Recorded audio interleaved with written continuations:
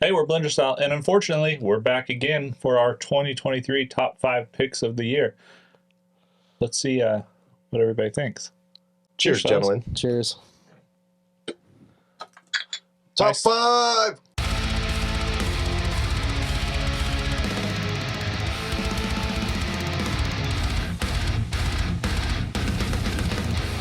So I'll kick it off.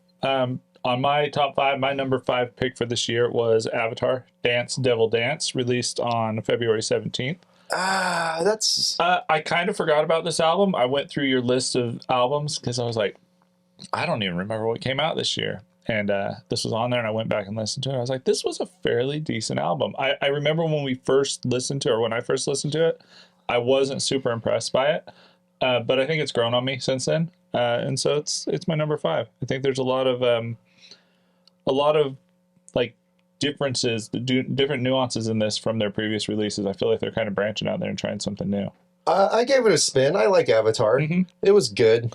I heard a couple of the singles because I think you might have sent Yeah. them, right? So I didn't listen to the album, but did they get more like into more like ballad kind of Yeah, songs? it kind of got Seemed like more that was mellow, the- but it's still got that little bit of edge going on, which I think is what turned me off of it the first time I listened to it. But it's really grown on me, so I kind of dug it. Nice, dude. Yeah. My number 5 is Urne, A Feast on Sorrow.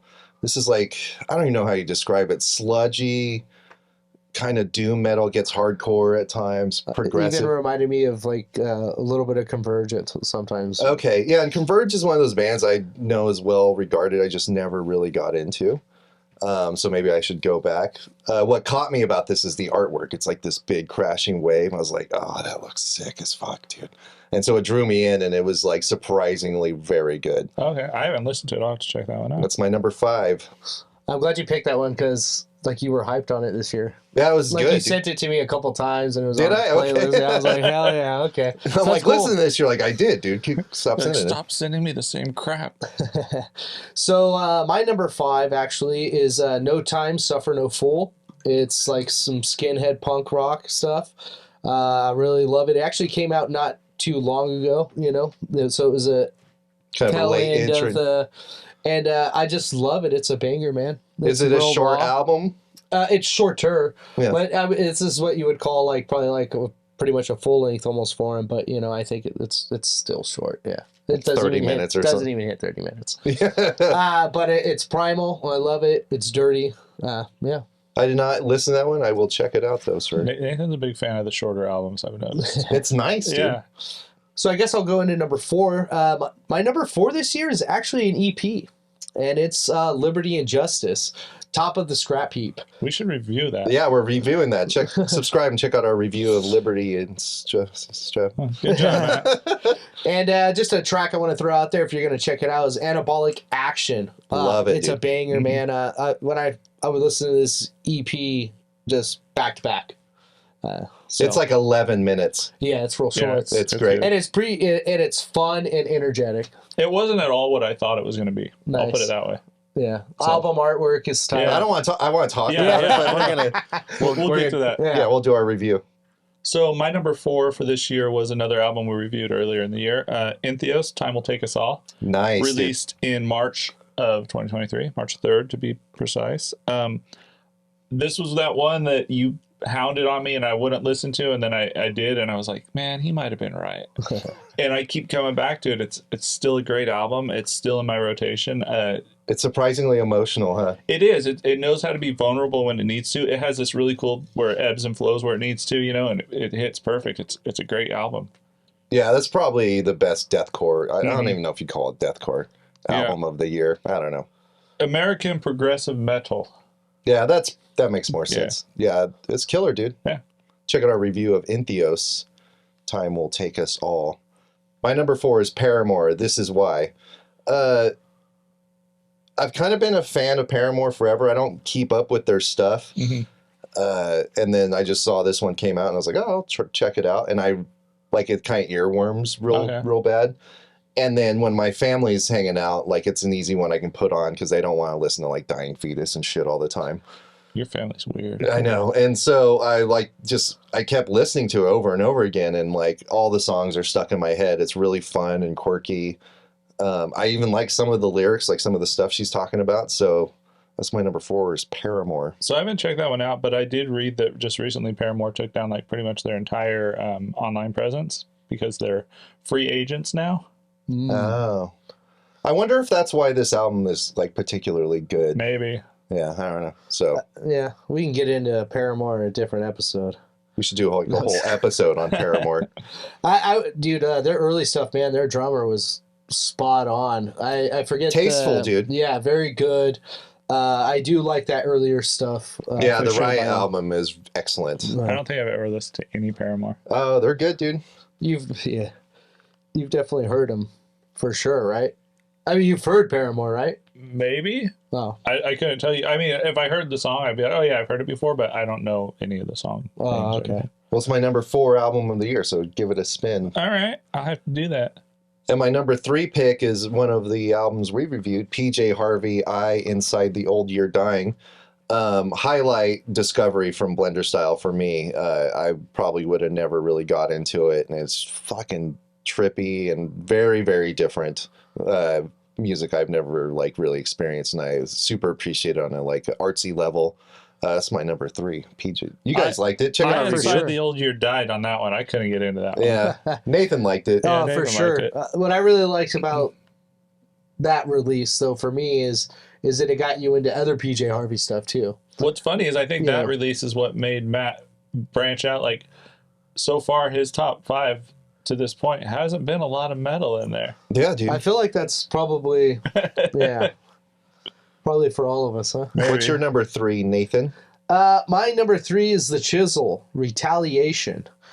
Banger of a album. I think every song on it's great. It's fast. It's energetic. It's Is it got hardcore? style.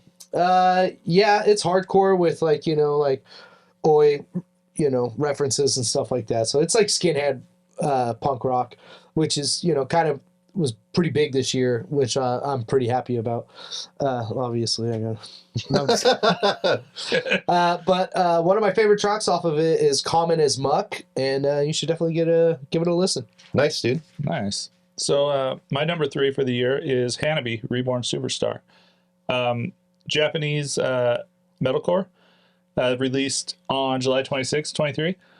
This is kind of one of those weird ones. It's kind of right up my alley. There's a lot of different stuff going on. It's a different take on metalcore, like with a lot of like kind of technical or sampling and industrial influence in it, which makes it kind of different.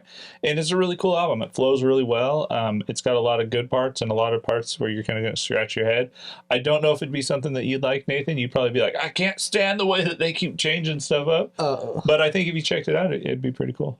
I will check it out. This has been a band that's kind of had my interest for a while, but we saw them at Aftershock last year, and I was burnt that they didn't get to play a longer set because they were good. It's like when we saw Nemophila. Oh yeah, they killed it. Yeah, so it was pretty good.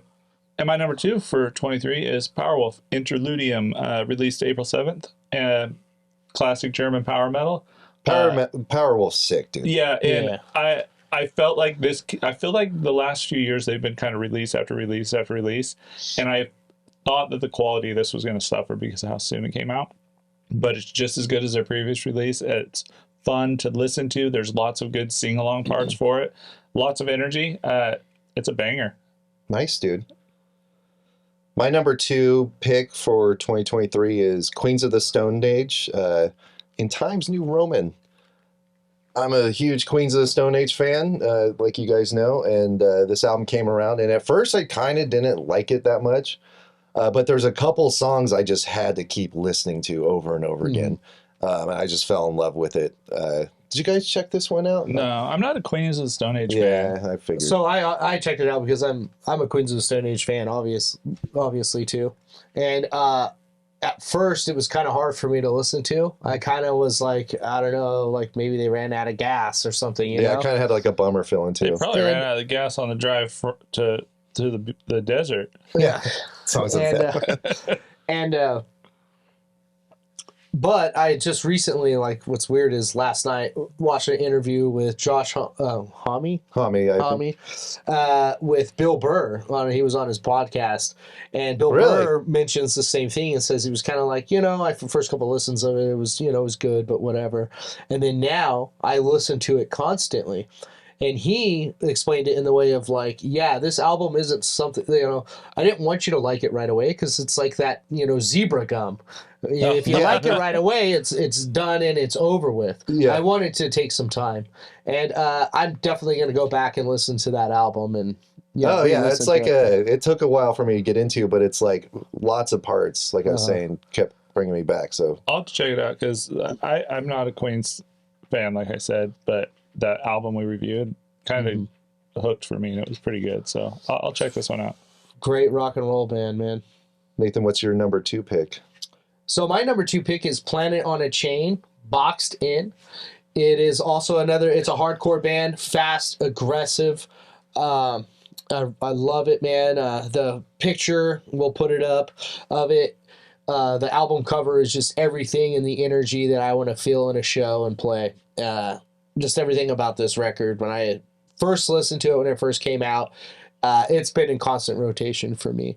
So, I love it. And I would say that 2 of my favorite tracks are Boxed In and Hum. Great tracks. Hum is like 1 minute and it's just blazing. I love it. How long is the whole release? Oh, I couldn't tell you, but it's short. Like, I'll give it a spin, dude. I love you send us these like hardcore ones. I'm like, am I gonna like this? It's like got like 10 songs on it. It's like 15 minutes. I'm like, dude, I got time. Like, it took me longer to open this text than the album's gonna take to listen to. What's funny is since you bring it up, I kind of want to mention something that like if you go back and you listen to our last year's, right, a lot of it was a lot of metal, and I'm telling you, 2022 was killer for metal. Yeah, I mean, it was just banger after banger. 2023 for me, not so many bangers. There's some good stuff, but I feel like 23 had a lot of experimental new stuff. Like there was a lot of different genres, like subgenres of metal coming out. But yeah, there wasn't like a lot of great classical, like hardcore or just straight metal. Releases I'm like sure there was it's in 22. out there. There was, but it just didn't come across my radar. Do we want to talk about some of our honorable mentions before we go into number 1? Yeah. Since we're talking about like classic metal, there was tons of them. Cryptopsy. I loved it, but I'm like, it's just the same old shit. I didn't really care for it. Dying Fetus, it felt like more of the same. It's just I can't be putting that one confused me because I thought it was released in the 90s. But it was good. It was good. I definitely liked the album we did, Marduk, Mori. Memento Mori. Yeah, that was good. It's a killer record. Mork was good. That's an honorable Mork mention. is also Satanic Warmaster. Yep. But even in that episode in the review, I bring it up. It's like it's not my favorite Satanic Warmaster. You know what I mean?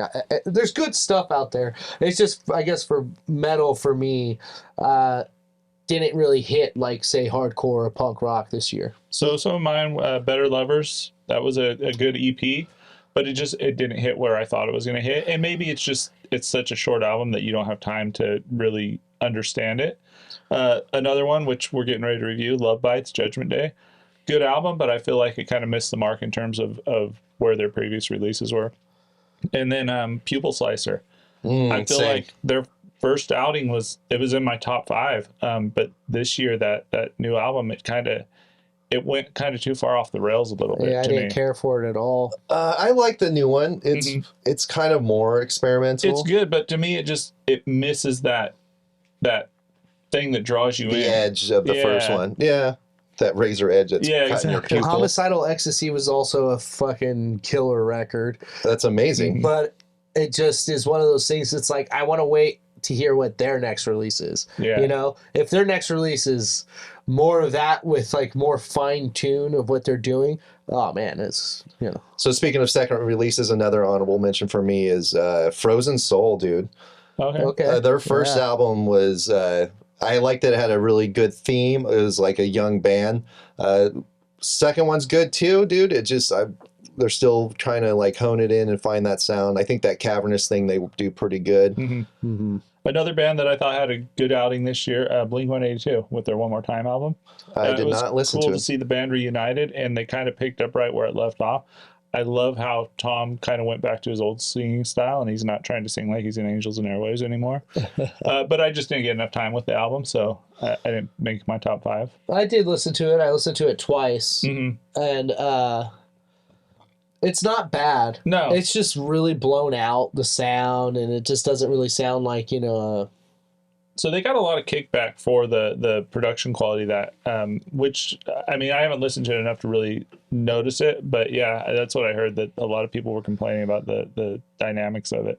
I just think that's also like the recording style nowadays. Of Maybe. like kind of like, that's just kind of the general. This was produced by Travis, or Travis recorded it, so it's maybe his first time like really kind of doing, because he does a lot of It's different his stuff. first time producing a Blink-182 record. Yeah. Also because the producer that, I forget his name, that they had been with for many, many years had passed away, Okay. I think. Yeah, something like Either that. passed away or something happened, but yeah, he's the first. No longer producing. No longer Not their producing. Wes Borland.